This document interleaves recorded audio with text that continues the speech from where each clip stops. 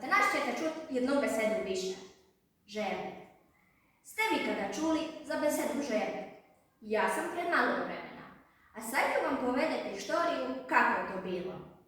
Pujušit vam biva moja pranona, ima već neko leto. Sad je puna voj za delat i se vidi, ma govori da već moćini. Ima konobu i jednu miću vakamike iz zemlje. Tu su nekada bile, govori ona, vele bačvi, až da se je storilo oko 800 litar vina, ko se ni prodavalo, nego se je neć podelilo, a Bože moj popilo. Sada toj konobice ni više bačava, až ni više ni trsi, ma ni bome ni kini delat. Prišla sam ja tako do pranoni i kako je ni bilo na kuće, tekla sam ba konobu. Neće iskala, pospravljala, podiševala jednu bocu, až da ne zna je to rakija, a možda pak i voda.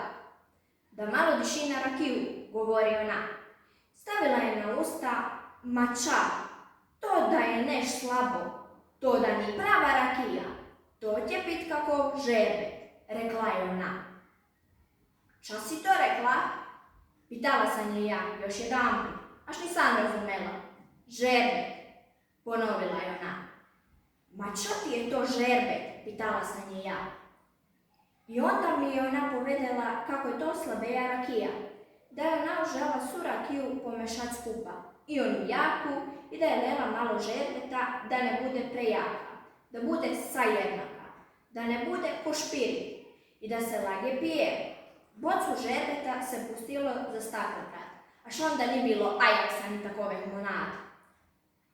Lepo si stakla opral žerbetom iz jednom krpom i onda malo poluštrao s novinami. A bome su ljudi i reumulečili, malo su masirali kada ih je bolelo. Nise za svaki drek šlo doktoru. Nadešuje pranona još uvijek tu bocu i govori. Ma čajte ste ga, čajte mi to. To mi je samo na pute. Ala zilej ti to vagomilu. Ma čajte mi to.